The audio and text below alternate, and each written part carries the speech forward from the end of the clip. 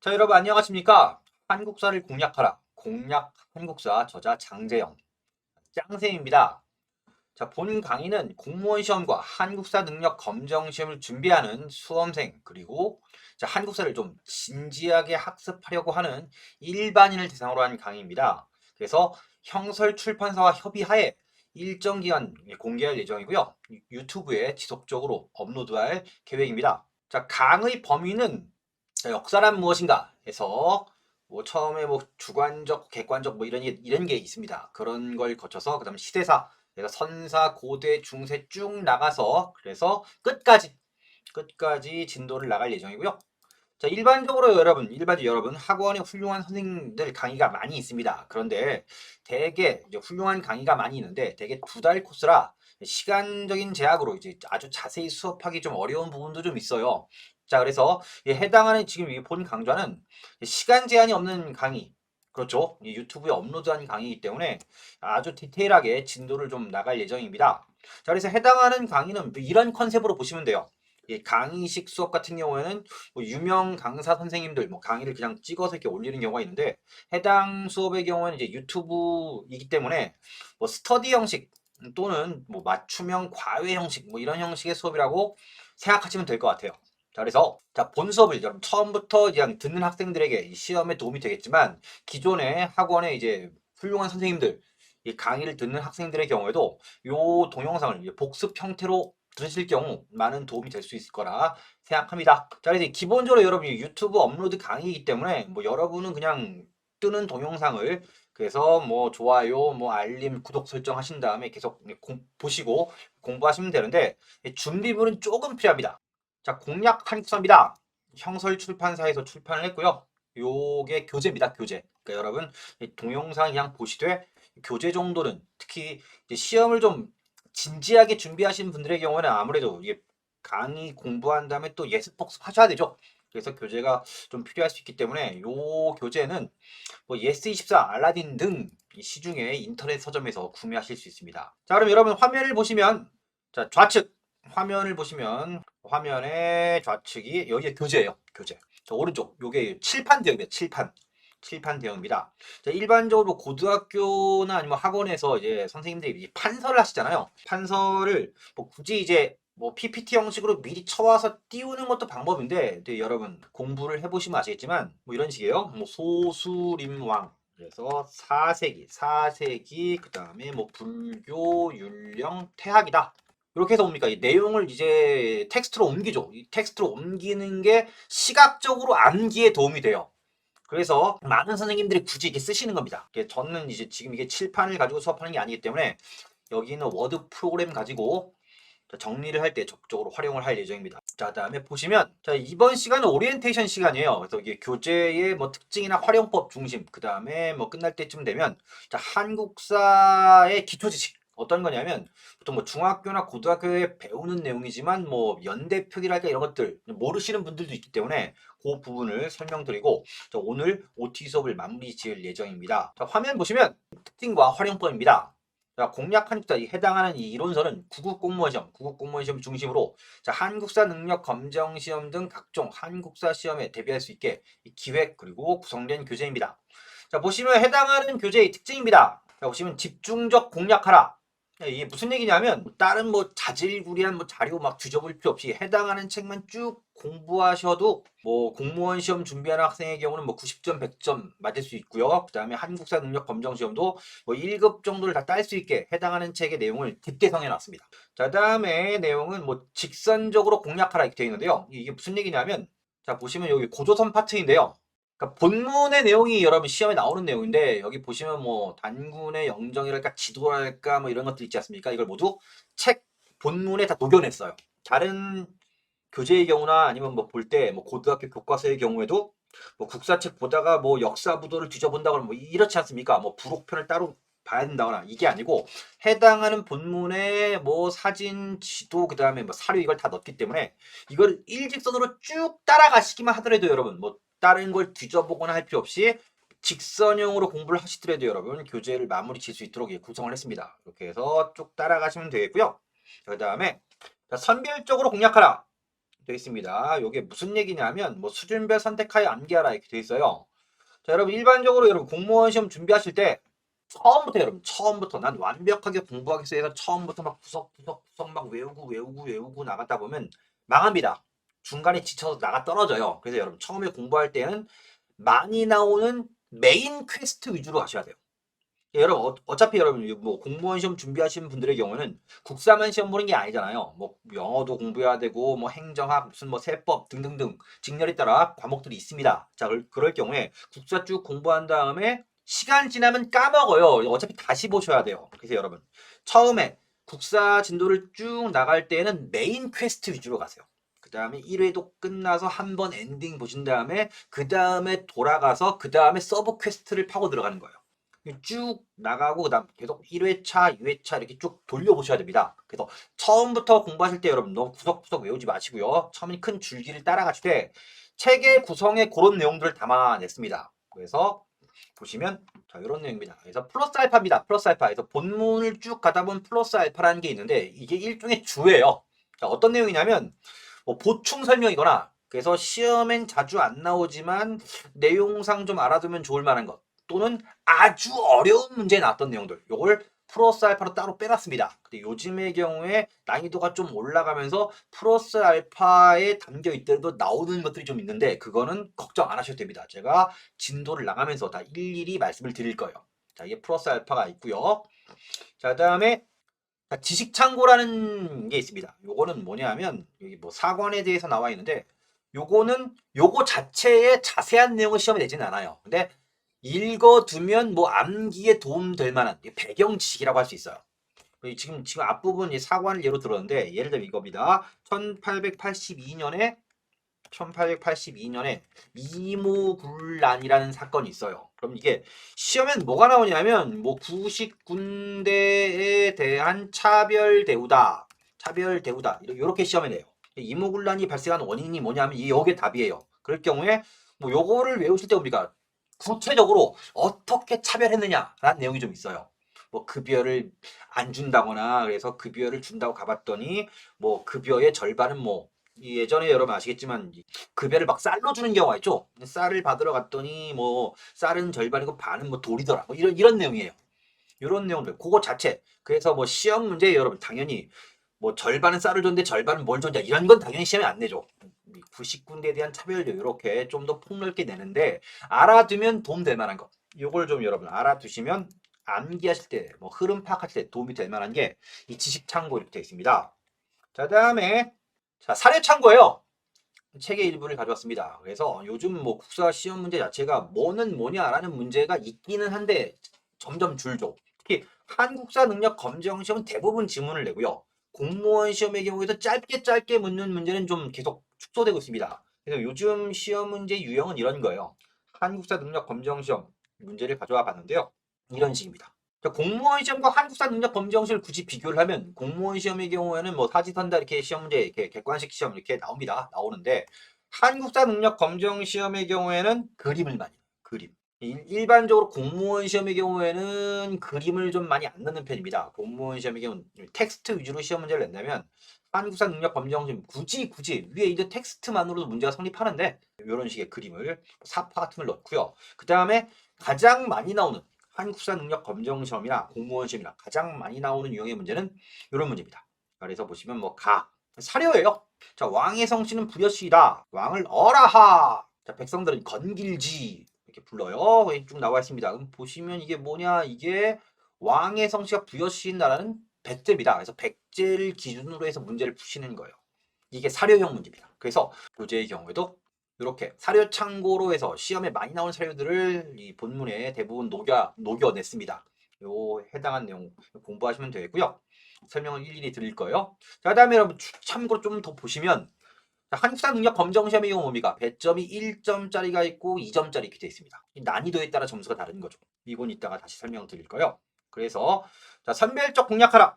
자, 내용이 그런 내용입니다. 그래서 수준별로 선택해서 암기할 수 있도록 이게 구성이 되어 있고요. 그 다음에 제가 진도를 나가면서 이런 내용은 시험에 많이 나오기 때문에 처음 공부하신 분도 꼭 외우시고요. 그 다음에 이 부분은 시험에 나오긴 했지만 자주 나오지 않기 때문에 나중에 천천히 외우셔도 됩니다. 요거를 제가 진도를 나가면서 일일이 정리를 다 해드릴 거예요.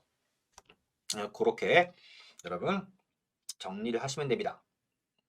자, 다음에 넘어가면 자, 한국사 시험 가이드입니다. 그래서 공무원 한국사 시험을 중심으로 지금 설명을 좀 해놨는데요. 수능 시험이나 아니면 이제 뭐 다른 뭐 한국사 능력 검정 다 비슷비슷합니다. 비슷비슷합니다. 그래서 가장 중요한 것 중에 하나는 뭐냐면 이거예요. 자, 난이도 조정 방법입니다. 자, 일반적으로 높은 급수의 시험이 낮은 급수의 시험보다 어렵게 출제되는 게 원칙입니다. 근데 대체로 뭡니까? 어떤 급수의 시험이건 간에 상중하를 골고루 내는 게 원칙입니다. 그래요. 시험에서 고득점을 획득하기 위해서는 높은 난이도에 초점을 맞추는데 대비를 해야 된다. 이런 얘기입니다. 무슨 얘기냐? 지금 나와 있는 것처럼 여러분 보시면 시험에 예를 들면 공무원 시험의 경우입니까? 20문제, 과목당 20문제가 출제되는데 난이도를 상, 그 다음에 중, 하를 골고루 내는 게 원칙이에요. 자, 그럼 여러분 이런 생각을 하실 수 있을 거예요.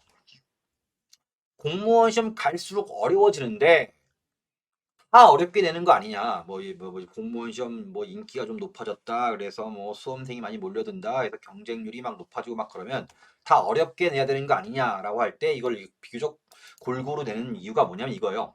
대체로 이 커트라인의 점수를 좀 맞출 필요가 있어요. 만약에 수험생들이 많이 몰려든다고 해서 다 어렵게 내면 변별력이 오히려 죽어요. 이렇습니다. 그래서 뭐 합격했어. 여러분 아는 분이 공무원 시험 합격했을 때 너 시험에 합격했구나. 너 평균 몇 점이니? 라고 물어봤을 때 나는 평균이 45점이야. 다 어렵게 되면 이런 문제가 생겨요. 그래서 요걸 뭡니까? 골고루 되는 겁니다. 그래서 예를 들면 이런 거예요. 난이도 상중하가 골고루 3분의 1씩 나왔다고 했을 경우에 난이도 하하고 중을 다 맞추면 몇 점? 66점 정도 되겠죠. 상이 33%, 중이 33%, 하가 33% 정도 되면 중하고 하 정도 맞으면 66점이 되고요. 그 다음 뭡니까? 여러분이 공무원 시험 합격하려면 한국사의 경우에는 뭐 90점에서 100점 정도를 맞으셔야 돼요. 공무원의 경우에 여러분 공무원 시험의 경우에 가장 어려운 과목 중에 하나는 영어입니다. 영어. 문법 문제를 아주 디테일하게 내기 때문에 영어가 까다롭죠. 그래서 영어 점수를 까먹을 경우에 보충하는 과목이 뭐냐? 한국사예요. 게다가 또 한국사의 경우는 좀 빨리 풀고 고득점을 맞아야 됩니다. 그래서 자 보시면 90점, 100점을 목표로 잡아야 돼요. 그러면 난이도 하하고 중 정도를 맞추면 66점이 되니까 뭡니까? 66점 되니까 어떻게 돼? 상을 맞추려면 어떻게 해야 돼요? 아주 디테일하게 공부를 해야 돼요. 결국은 상을 맞출 수 있냐 없냐가 합격 이 당락을 결정한다고 보시면 되겠죠. 이렇게 이해하시면 됩니다. 자, 그래서 자 그러면 난이도 상중한 도대체 어떻게 시험 문제를 내는 거냐? 이렇게 보시면 돼요. 자, 1-1 이게 하예요. 자, 다음에 설명한 학자는 누구인가? 자, 조선 후기의 사회 경제적 변화에 주목해서 그래서 실사구시의 연구 태도를 바탕으로 정치, 경제, 사회, 역사, 지리, 과학 각 방면을 총집대성하는 방대한 저술을 남겼다 이렇게 되어 있습니다. 자, 그럼 여러분 뭐 실사구시님 아니면 뭐 실학이겠네? 라고 우선 아시면 뭡니까? 여기서 가장 유명한 실학자가 정약용이죠. 답이에요. 요게 난이도 하예요. 여러분 보통 난이도 하의 경우에는 중학생이나 고등학생 정도가 풀 수 있는 문제도 냅니다. 예전에 난이도 하의 문제는 뭐가 나왔냐? 우리나라에 있는 기구 중에서 세종대왕 때 만든 강우량 측정기가 뭐냐? 뭐 1번 뭐 자경루 물시계죠. 2번 뭐 치국이 그럼 답이에요. 2번이 답이에요. 근데 그런 문제를 난이도 하로 돼요. 자, 그러면 여러분 뭐 보통 우리가 뭐 공무원 시험 준비하지 않는 뭐 누군가 있다고 칩시다. 자, 그럴 경우입니까? 그 사람이 지나가다가 서점가를 뒤져보다가 책을 딱 핀 다음에 문제를 딱 볼 때 여러분 중요한 게 뭐냐면 인간의 인지 능력이 그래요. 자기가 아는 게 먼저 보여요.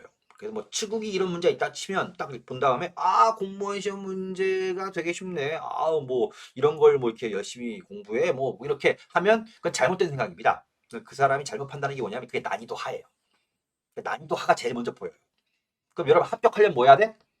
뭐 하나, 두는 당연히 맞춰야 되고 상까지 대부분 맞춰야 된다는 그런 말씀을 드리는 겁니다. 그 다음에 자 1-2입니다. 다음에 보기에 설명하는 학자의 저서가 아닌 거 골라라. 조선 후기 사회 경제적 변화의 주목, 실사구시 연구 태도. 그래서 앞에 있는 지문하고 똑같아요. 정치, 경제, 사회, 역사, 지리, 과학 등 각 방면을 집대성하는 방대한 저술을 남겼다 해서 요거까지 읽은 다음에 앞에 정약용까지 맞추면 끝났는데 여기서 뭘 묻는 거예요? 해당하는 학자의 저서가 아닌 거 골라라. 그럼 저서까지 아셔야 되는 거죠. 그렇죠. 국사는 기본적으로 암기 과목이기 때문에 난이도의 수준은 뭘로 결정돼요? 얼마나 디테일한 부분을 묻느냐, 얼마나 많이 외웠느냐, 이걸 묻는 거예요. 자, 그러면 앞에는 정약용 알고 답 찍으면 해결돼. 근데 여기는 뭐예요? 정약용의 책까지 기본적으로 암기하고 있어야 되죠. 그래서 1번 아방강역고, 상론, 원목, 이건 정약용이 쓴 책이 맞고요. 여기 있는 주의 수용은 자, 홍대용이 쓴 책이에요. 이렇게 구별하는 겁니다. 이게 난이도 중간 정도 되는데 이 정도 문제가 나오면 기본적으로 공무원 시험 기준에서는 쉬운 문제예요. 왜냐하면 정약용 자체가 워낙 유명한 사람이니까. 자, 그 다음에 보겠습니다. 자, 다음 중에서 정약용이 저술한 저서에 대한 설명으로 옳지 않은 것. 자, 그러면 해당하는 내용은 뭐예요? 목민심석 경세유표 등 나와 있는데 이거 뭐야? 책의 내용까지 묻는 거죠. 자, 그럼 뭡니까? 앞에 하는 정약용을 알면 답이고요. 두 번째는 정약용의 책을 알아야 되고요. 세 번째는 뭐야? 정약용의 저서의 주요 내용을 알아야 돼요. 이게 난이도가 높아지는 겁니다. 자, 그나마 여러분 추가로 말씀드리면 그나마 다산정약용, 이건 좀 디테일하게 내더라도 대부분 수험생들이 풀어요. 왜냐하면 이분이 워낙 유명한 분이죠. 정말 난이도가 더 높아지는 문제는 뭐냐면 이러면 이규경, 정약용은 우리나라 사람들이 상식적으로 많이 알죠. 근데 이규경 이분은 유명한 분이 아니거든요. 그래서 뭐 오주 연문장 전산고 뭐 이런 책이 있습니다. 그럼 이런 책을 물어볼 경우에는 이 시험이 어려운 시험이 되죠. 이렇게 해서 난이도를 조절하는 겁니다. 그나마 여러분 뭐 주요 테마가 있어요. 뭐 정약용이랄까. 그 다음에 나중에 뭐 3.1운동, 그 다음에 뭐 임시정부, 이건 많이 나오는 것들이 있습니다. 많이 나오는 테마들이니까 그나마 거기서 시험 문제 나오면 대비가 가능해요. 그럼 정말 어려운 문제는 뭐예요? 요렇게 유명한 사람이 아닌 정말 구석탱이에 있는 실학자, 뭐 일반적으로 현재 뭐 다 훌륭한 분들이지만 일반적으로 그러니까 현재 상식적으로 많이 알려지지 않은 분들을 시험 문제 낼 때 난이도가 높아지는 거죠. 그래서 시험에 합격하려면 뭡니까? 자, 난이도 상까지 무리 없이 풀 수 있을 정도로 봐야 되기 때문에 책을 구석구석 읽을 필요가 좀 있어요. 그러니까 여러분 요약 정리된 서머리 같은 경우에는 중하고 하까지는 대비가 되는데 상이 대비가 안 되기 때문에 우리가 훌륭한 분들 강의를 듣는 거죠. 자, 그다음에 보시면 문제 유형입니다. 보시면 문제 2-1 돼 있는데요. 다음 의병장 중 이렇게 나와 있습니다. 예전의 경우에 이런 식의 문제를 좀 많이 냈었어요. 분량이 좀 적죠. 그래도 뭐는 뭐냐 이렇게 문제를 냈는데 요즘은 이런 문제는 거의 없고요. 요즘은 대부분 뭡니까? 앞에 얘기했던 것처럼 뭐 사료랄까 아니면 뭡니까? 박스를 제시해. 그 박스를 제시한 다음에 이걸 뭡니까? 문제를 푸는 이런 형태의 문제를 많이 냅니다. 여기에 대비하신다고 생각하시면 돼요. 이렇게 보시고요. 자, 다음에 한국사 시험의 대비 방안입니다. 자, 보시면 최대한 고득점을 노리셔야 돼요. 공무원 시험 준비하시는 학생의 경우에는 당연히 고득점을 노리셔야 되겠고요. 그 다음에 한국사 능력 검정 시험 준비하는 학생들도 좀 높은 급수를 가지고 좀 체계적으로 계획을 짠 다음에 그 다음에 시험 보시는 게 좀 좋습니다. 왜 그러냐 하면 뭐 똑똑한 학생들 많이 있죠, 여러분. 그래서 뭐 대학생들 중에서 나는 국사는 고등학교 때 잘했으니까 해서 준비 안 하고 갔다가 떨어지고 나서 뭐 아니면 취득을 못하고 난 다음에 충격받는 학생이 좀 있습니다. 너무 쉽게 보는 거죠. 그럼 오히려 그럼 다시 본격적으로 조금 봐야 되겠네 할 때 오히려 그게 낭비예요. 효율적으로 공부하기 위해서 뭡니까? 처음부터 최대한 내가 높은 급수를 목표로 삼은다 뭡니까? 준비를 좀 상대적으로 체계적으로 좀 하시는 게 좋습니다. 자, 다음에 흐름을 파악하라. 그럼 제가 앞에 말씀드렸는데요. 처음부터 디테일한 걸 막 암기하면 뭡니까? 길을 잃어요. 길을 잃습니다. 처음부터 서브 퀘스트, 우리가 뭐 롤플레잉 게임 같은 거 하면 뭡니까? 1회차, 2회차 이렇게 가는데 1회차 플레이 하실 땐 메인으로 와, 메인. 처음부터 세부적인 항목을 암기하다 보면 이게 메인인지 이게 중요한지 이게 헷갈려. 지칩니다. 처음엔 흐름 중심으로 가시고요. 그래서 흐름 관련된 부분들은 뭡니까? 제가 강의를 하면서 정리를 해드릴 예정입니다. 자, 그래서 보시면 뭐 개론서 읽기, 그다음 뭡니까? 이 개론서는 역사 교과서예요. 정말 기초 지식이 없는 분의 경우에는 뭐 중고등학교 교과서 정도는 읽고 오시는 게 좋습니다. 물론 제가 중고등학교 교과서 정도의 큰 흐름은 이 수업을 하면서 정리를 해드릴 텐데, 근데 예전에 제가 공무원 학원에서 강의할 때 받은 질문 중에서 제일 답변이 난감한 건 뭐냐? 뭐 구석에 있는 거 뭐 이런 걸 물어보는 게 아니고 저한테 뭘 물어봤냐면 성인이에요. 저한테 와서 고려가 뭐예요? 아, 정말 농담이 아니고요. 그걸 질문하는 수강생이 있었어요. 그러면 고려가 뭐예요? 물어보면 이거 정말 답변하기 어렵죠. 뭐 조선전, 뭐 신라 다음 이렇게 얘기할 수는 없는 거니까. 그래서 뭐 역사 교과서 정도는 읽고 오세요라고 해서 제가 책 몇 개를 소개시켜 준 적이 있는데 이런 부분 뭐 여러분이 처음에 이 강의를 접하는 분들의 수준을 제가 다 모르죠.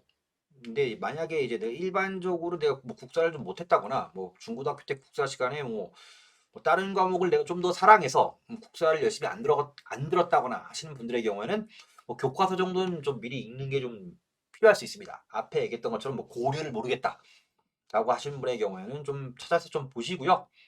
그다음에 뭐 그 정도 수준이 아니시면 뭡니까? 그냥 이제 해당하는 동영상을 보시면 됩니다. 그다음에 본 교재고요. 그다음에 세부함기와 문제풀이가 되어 있습니다. 이렇게 가는데 자, 주교재의 정리 노트 만들어라. 자, 독학하시는 분들은 좀 그럴 필요가 있어요. 정리 노트를 만드는 이유가 뭐냐면 이 정리를 하면서 외워지거든. 결국 그거예요. 뭐 여러분 시중에 나와 있는 뭐 교재 중에서 뭐 합격생 정리 노트 이런 게 있는데 여러분 이게 학생들이 그걸 딱 볼 때 아 저것만 외우면 난 분다라고 생각하는 학생이 많이 있겠지만 선생님들의 입장은 뭐냐면 그 학생은 붙었겠지. 왜? 그걸 본인이 정리했으니까. 정리하면서 머리에 넣는 거지.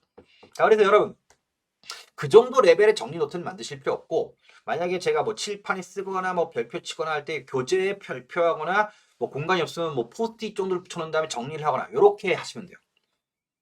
근데 책에 다 있는데 뭐 굳이 그렇게 합니까? 라고 말씀하실 수는 있는데 근데 이걸 정리를 하는 과정에서 머리에 들어가요. 농담 삼아 우리가 그런 얘기를 하잖아요. 고등학교 때 뭐 어떤 친구가 와가지고 아우 저는 커닝 페이퍼를 만들었는데 커닝 페이퍼를 쓰진 않았어요. 왜? 커닝 페이퍼를 만들어 놓고 그 만드는 과정에서 머릿속에 들어가더라고요. 그래서 뭐 무슨 뭐 주머니 속에 있다 꺼내지 않고 그냥 시험 봤는데 점수가 좋게 나왔어요. 뭐 그런 학생도 있습니다. 물론 뭐 안 걸렸기 때문에 그리고 본인이 안 봤다고 하기 때문에 그거 가지고 뭐 처벌할 수는 없는 건데 하여간 그런 얘기들이 있을 정도입니까? 정리할 때 머릿속에 넣을 수 있다. 이런 부분들 중요합니다. 자, 그다음에 문제를 최대한 많이 풀어라. 이건 중요해요. 자, 우리가 지금 한국사를 공부하는 게 좀 실용적으로 좀 가면 공무원 시험을 잘 보기 위해서요. 그다음에 한국사 능력 검정 시험도 일정한 점수를 맞기 위해서죠. 그러니까 여러분들이 뭐 국사 교사가 되거나 아니면 뭐 무슨 전문가가 되려고 공부하는 게 아니기 때문에 그런 공부하는 이유는 뭐야? 문제를 풀려고. 자, 그럼 그 문제를 풀려면 내가 어디까지 외워야 될지 문제를 통해서 확인하시는 거예요. 확인하시는 거예요.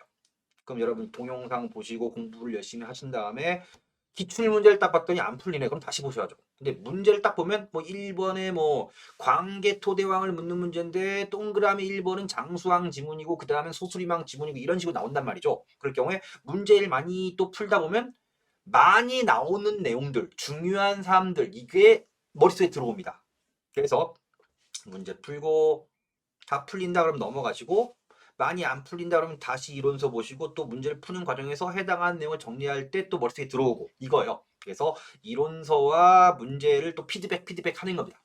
나중에 기회가 되면 한국사능력 검정시험이나 그다음 공무원 시험 풀이 동영상도 이쪽에 업로드할 예정입니다. 자, 다음 여기까지 여러분 해당하는 교재 활용법 중심으로 제가 설명을 좀 드렸고요. 자, 다음에 보겠습니다. 자, 한국사의 기초 지식입니다. 자, 이건 뭐 어지간하면 뭐 중학교나 고등학교 뭐 국사 시간이나 뭐 세계사 뭐 공부를 했다면 그때 보통 배우는데 모르시는 좀 분이 있기 때문에 요건 뭡니까 좀 정리를 좀 해드릴게요. 자, 여러분 역사입니까? 역사란 무엇이냐? 시간의 흐름에 따른 뭡니까? 사건들을 정리한 거예요. 따라서 국사 시험의 단골 문제는 뭐예요? 순서를 묻는 거고요. 시간 순서가 굉장히 중요합니다. 그래서 가장 중요한 기준점이 되는 건 뭐냐? 연대표기예요. 연대표기입니다. 자, 시간에 따른 인간 활동의 인과관계를 탐구하는 학문이기 때문에 역사에 대한 학습을 하기 전에는 연대표기에 대한 지식은 이게 기본적으로 알고 있어야 됩니다. 자, 그래서 보시면 지금 우리가 쓰는 것, 지금이 서력, 서기 2023년입니다. 자, 그럼 뭡니까? 기본적으로 이렇게 보시면 돼요. 연대표기. 연대표기는 뭡니까? 문화예요. 이게 무슨 얘기냐? 지금 2023년인데, 자, 여러분, 뭐 책을 처음 피면 구석기 시대가 70만 년 전이야. 70만 년 전. 그래서 구석기 시대가 70만 년 전입니다. 자, 근데 지금은 2023년이라는 거지. 그건 뭘 기준으로 하는 거냐? 뭐예요? 자, 유럽에서는 자, 그리스도 기원입니다. 그러니까 예수님이 탄생한 해를 기준으로 1, 2, 3, 4 해서 뭡니까? 우리가 지금 쓰고 있는 서력, 요 연대표기는 기독교적인 거예요. 자, 그리스도 탄생의 해. 자, 믿고 있는 그 연도를 기준으로 역사상의 경과 연령을 헤아리는 겁니다. 그래서 그리스도 탄생 이전, 그래서 기원 전입니다. 그래서 영어, before Christ예요. 그래서 앞 글자 따서 BC라고 하죠. 그래서 예수님 이전 1년, 2년, 3년에서 뭡니까? BC는 커지면 커질수록 뭐뭐 전이니까 멀어져요. 음수의 개념이에요. 자, 다음에 탄생 이유가 기원 후, 이걸 라틴어입니다. 아노 도민이고요. 주님의 해예요. 그러니까 주님의 해에서 1, 2, 3, 4에서 지금 2023년인 겁니다. 다시 말씀드리겠지만 문화예요. 자, 그럼 당연히 뭡니까? 우리는 이거를 뭡니까? 옛날에 안 쓴 거지. 자, 다 뭡니까? 기독교적인 연대표기이기 때문에 기독교랑 뭡니까? 역사적으로 가장 대립을 많이 한 종교는 이슬람. 이슬람 문화권에서 뭡니까? 당연히 뭡니까? 2023 이걸 안 써요. 당연히 안 씁니다. 그럼 이슬람은 뭡니까? 원년이 헤지라가 기준입니다. 622년. 이게 이슬람 원년이에요. 그럼 얘는 지금 이 서력 요 표기에 621을 빼고 난 게 지금 이슬람 연도가 되죠. 기본적으로 요렇게 이해하시면 됩니다. 자, 다음에 옛날에 우리가 이승만 정부 때 썼던 겁니다. 단군기원입니다. 기원전 2333년이고요. 그래서 일반적으로 여러분 일반적으로 조선시대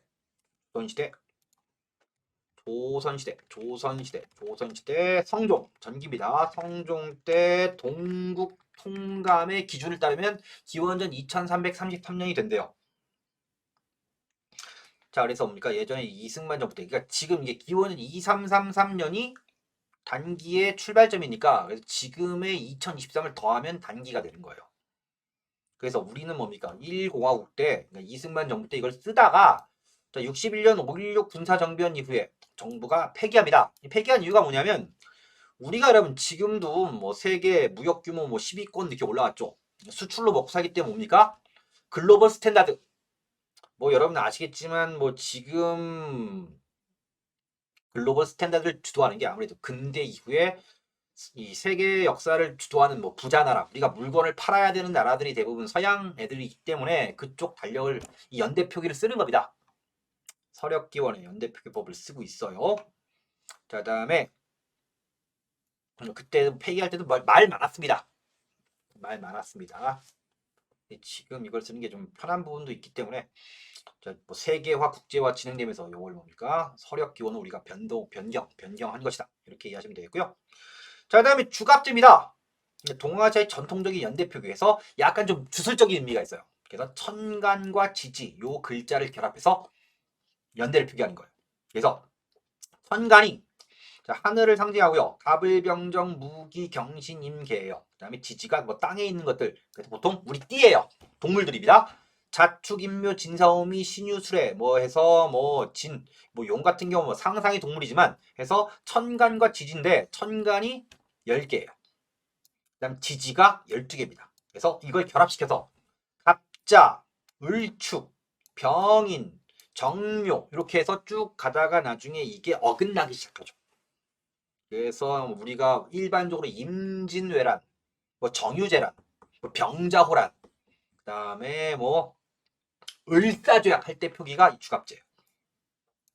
자, 이렇게 해서 그래서 여러분 이게 쭉 돈 다음에 한 바퀴 삥 60년간 갑자가 순환하고 돌아오는 해가 환갑이 되는 거예요. 이 주갑제. 환갑입니다. 그래서 전통시대에 여러분, 전통시대에는 이 주갑제를 모두 돌고 그 다음에 태어난 해로 돌아올 때가 장수예요. 지금 기준은 뭡니까? 지금 환갑잔치는 요즘 많이 안 하는 추세죠. 지금은 평균 수명이 막 80살까지 막 올라가니까 지금은 그런데 예전의 경우, 예전에 농업사회, 그 다음에 뭐 항생제랄까 아니면 의학이 발달하지 않은 시대의 경우에는 환갑까지 사신 분들은 굉장히 장수하신 분들이에요. 그 잔치를 했었죠. 이런 내용이 있습니다. 자, 다음에 그럼 시험에 나올 만한 내용 중에 하나는 이겁니다. 연호예요, 연호. 자, 아시아 군주 국가에 쓰는 기념법이다. 무슨 얘기냐? 자, 여러분 왕은 한 명밖에 없습니다. 자, 여러분 뭐 조선의 왕이 2명 있으면 뭡니까? 하나는 역적인 거지. 왕은 하나만 있어야 돼요. 왕이 둘 있으면 내란이야, 내란. 하나만 있어야 됩니다. 그래서 왕의 재위기간 기준으로 연대를 표기하는 방식입니다. 그래서 우리가 일반적으로 맨날 뭐 지증왕 1년, 세종 1년 이렇게 왕을 기준으로 연도를 표기하되 이것 왕의 칭호와 별개로 독자적으로 연대 이름을 붙이는 게 연호예요. 한자를 조합해서 뭡니까? 좋은 말을 만들어서 말을 연대 표기 방식을 만드는 겁니다. 그래서 보시면 뭐 우리나라가 뭡니까? 조선시대 대한제국, 나중에 대한제국 때 고종이 황제가 됩니다. 그 다음에 광무다. 앞으로 광무 1년, 광무 2년 이렇게 시간을 카운팅하자. 연대를 표기하자. 이런 게 연호예요. 연호입니다. 근데 중요한 게 뭐냐면 이거예요. 중요한 게 뭐냐면 이겁니다. 자, 보시면 동아시아에서 중국의 통일왕국의 지배자 칭제 건원이라고 해서 뭡니까? 황제를 칭합니다. 연호를 지정할 수 있어요. 황제의 권한입니다. 그래서 우리는 뭡니까? 형식적이지만 조선의 경우에는 왕이죠. 그 다음에 중국의 경우 뭡니까? 황제. 그래서 황제를 칭한다. 이게 칭제. 왕보다 격이 높죠. 그 다음 뭡니까? 황제의 독점 권한이 연호를 제정하는 겁니다. 그래서 나와 있는 것처럼 뭡니까? 우리 역사에서 뭡니까? 중국의 연호를 따르지 않고 우리가 독자적으로 연호를 쓴다는 건 중국과 대등하다는 거예요. 이건 시험에 나와요.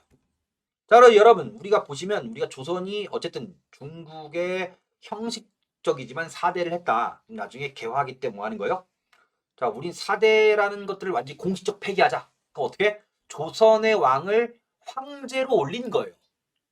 그러니까 우리가 뭐 대단한 무슨 제국 이게 아니고 격을 맞춘 거예요. 보통 뭐 여러분 제국 그럼 뭡니까? 무슨 스타워즈에 나오는 뭐 엄청난 제국 뭐 그걸 떠올리시는 경향이 있는데 그거 아니어도 뭡니까? 그거 아니어도 여러분 뭐 로마 황제의 경우는 망하기 직전에도 로마 황제인 거와 마찬가지로 등급을 황제로 올린 겁니다. 등급을. 그 다음에 연호를 제정한 게 광무예요. 자, 이런 건 시험에 나옵니다. 굉장히 중요하고요. 자, 그래서 최초의 연호는 광개토대왕이 쓴 영락입니다. 이것도 시험에 내고요. 그 다음에 고구려 파트에 가면 다시 설명을 드릴 겁니다. 자, 이 부분 확인하시고요. 뭐 가끔가다 이게 학생이 질문을 해요. 뭐 우리가 뭐 무슨 뭐 대단한 제국을 만든 것도 아닌데 여러분 뭐 보시면 아시겠지만 뭐 서양에서 뭐 제국해서 침략 이거 안 좋다고 가르쳐요. 남의 나라 뭐 쳐들어가서 옵니까? 뭐 무슨 죽이고 뭐 그런 거 옵니까? 뭐 그게 뭐 바람직하지 않다. 뭐 여러분 프랑스의 경우에는 황제에 오른 게 나폴레옹이 있는데 현재 입장에서 뭡니까? 나폴레옹에 대한 평가가 좋지 않습니다. 침략 전쟁에서 제국 만드는 게 무슨 의미가 있냐? 그런 거죠. 그런 식으로 따지면 뭡니까? 한때 뭐 무슨 나치 제국을 만든 히틀러가 좋은 사람이냐? 뭐 그런 입장에서 좀 보거든요.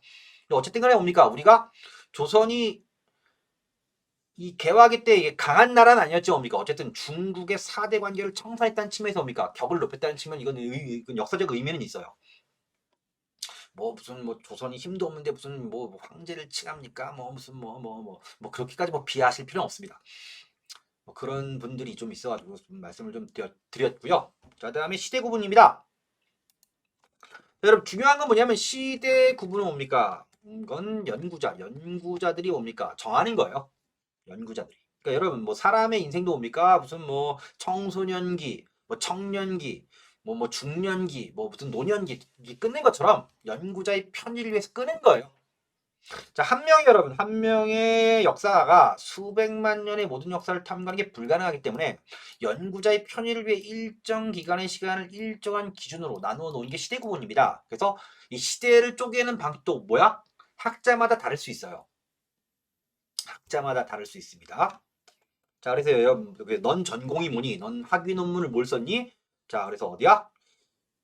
지역적으로 한국이고요. 그 다음에 한국의 고대사가 나의 논문 전공이야. 이런 거예요. 이런 겁니다. 좀 러프하게 얘기하면 좀 더 디테일한 걸 보통 뭡니까? 논문을 쓰죠. 그래서 너는 전공이 뭐니? 난 프랑스에서 유학해 와서 프랑스의 혁명 시대가 어떤 거요? 근대가 나의 전공이야. 이런 겁니다. 특정한 지역의 특정한 시기, 그 시대가 연구자의 전공이 되기 때문에 그렇기 때문에 뭡니까? 시기를 쪼개놓은 거죠. 그래서 여러분 대학에서 뭐 교수를 뽑을 때에도 뭐 한국 중세사 전공자 이렇게 뽑는 거예요. 이런 겁니다. 자, 그럼 여러분 시대를 구분한 방법, 뭐 3시대 구분법. 그래서 이건 보통 우리가 선사시대 할 때 석기시대, 청동기, 철기 도구의 재료와 제작 방식을 기준으로 봅니까? 이 시대를 쪼개놓은 겁니다. 그래서 석기시대도 너무 기니까 구석기, 신석기를 또 쪼갠 것이고요. 이렇게 시대를 쪼개놓은 것입니다. 그 다음에 이건 시험에 나오고요. 나중에 또 정리를 할 거예요. 선사시대와 역사시대입니다. 뒤에 곧바로 공부하시겠지만 역사란 말에는 어떤 의미가 있냐면 문자로 표기되어 있는 기록이에요. 우리가 역사책 할 때 그게 역사예요. 역사책, 역사입니다. 그래서 선사시대라는 건 뭐냐면 기록이 안 되는 시대예요. 문자가 없으니까. 그래서 선사시대와 역사시대에서 선사는 뭐예요? 말 그대로 역사시대보다 앞에 있는 시대. 그러니까 문자시대보다 앞에 있는 시대가 프리스토리, 선사시대예요. 그 다음에 역사시대. 기준은 뭐야? 문자 발명의 유무입니다. 자, 그럼 선사시대. 보통 세계사 기준에서 뭡니까? 석기시대가 선사시대인데요. 그럼 이 당시에 사람이 산 건 어떻게 알아? 유물로 알죠. 땅을 파니까 뭐 돌도끼 나오네. 돌도끼 썼네. 이런 식입니다. 그 다음에 역사시대의 경우입니까? 세계사 기준에서 청동기 시대 때 문자를 발명하죠. 뭐 갑골 문자, 뭐 중국의 갑골 문자, 그 다음에 이집트 상형 문자에서 문명입니다. 문명이에요. 자, 다음에 역사시대. 역사시대의 경우에서 뭡니까? 고대, 그 다음에 중세, 그 다음에 근대, 중세, 그 다음에 뭐 이런 식으로 옵니다. 중세, 이렇게, 그 다음에 근대, 현대 이렇게 쪼개놓는 게 자, 4시대 구분법이다. 그래서 원래는 뭡니까? 원래는 르네상스 시대의 3분법을 쓰다가 이게 이렇게 정리가 된 겁니다. 고대, 중세, 근대, 현대. 서양을 기준으로 한 것이고요. 이 시대 구분법은 우리가 빌려와 쓰는 거죠. 자, 그래서 물입니다. 한국사, 한국사 교과서 기준입니다. 그래서 고대입니다. 고대는 신라가 있는 시대 이렇게 하시면 돼요. 고대는 신라가 있는 시대입니다. 그래서 삼국시대 신라, 통일신라 고대고요. 그 다음에 중세는 고려시대입니다. 그 다음에 근세라고 이건 뭡니까? 여기 근대 이전 중세 사이 근세라는 개념을 만든 거죠. 그래서 뭡니까? 이것이 조선시대. 그 다음에 조선 후기는 우리는 뭡니까? 근대 서양의 기준에서 뭐 산업혁명, 시민혁명 우리는 스스로 그렇게는 못했죠. 근데 근대로 지향했다. 근대의 맹하다. 그러니까 우린 근대는 못 갔지만 가는 조짐은 보였다. 그 다음 뭡니까? 그 다음에 개항기. 그래서 이때를 근대로 보고요. 그 다음에 일제강점기. 그 다음에 현대는 언제? 그래서 해방 이후를 한국 현대사로 봐요. 이게 우리나라 교과서 기준입니다. 자, 그래서 이건 교과서의 기준은 그래요. 그래서 시대 구분은 뭡니까? 학자나 연구자마다 다를 수 있다는 건 우선 알아두셔야 됩니다. 이건 굉장히 중요한 내용이고요. 참고로 일제의 식민사학입니다. 좀 비교를 좀 해보면 자, 일본은 뭡니까? 한국인의 열등성을 강조했어요. 그러니까 여러분 뭐 인터넷 게임 용어를 쓰면 한국인이 열등한 건 종특이다. 니들은 처음부터 끝까지 계속 열등했다 해서 뭐냐면 얘네가 주장한 건 뭐냐면 그 삼국시대에서 뭡니까? 대원군, 흥선대원군 때까지 뭡니까? 조선시대까지 뭐야? 일본의 식민사학은 이게 고대예요. 무슨 얘기냐? 우리나라 뭡니까? 일본 애들이 주장하는 건 뭐냐? 우리나라는 중세도 없어, 중세도. 우리는 역사 통으로 고대야. 자, 그럼 뭐야? 일본은 고대, 중세, 그다음 메이지 이후에 근대화했다. 그래서 우리가 먼저 발전했으니까 니들을 와서 지배하는 게 정당하다. 뭐 이런 논리인 거죠. 이런 논리. 이게 일제 식민사기고요. 당연히 우리는 거기에 대한 반발을 하는 것이고요. 특히 교과서 기준의 시대 구분은 이렇습니다. 이렇게 해서 비교해서 알아두시면 될 것 같습니다. 그래서 오늘 여기까지 뭐 밑에 있는 건 나중에 쭉 읽어보시고요. 어차피 해당하는 시대에 가면 제가 정리를 해드릴 거예요. 참고로 보시고 보시면 되겠습니다. 그래서 오늘 여기까지 해서 오리엔테이션 수업을 마치도록 하겠습니다. 여러분. 자, 여러분 수고하셨습니다.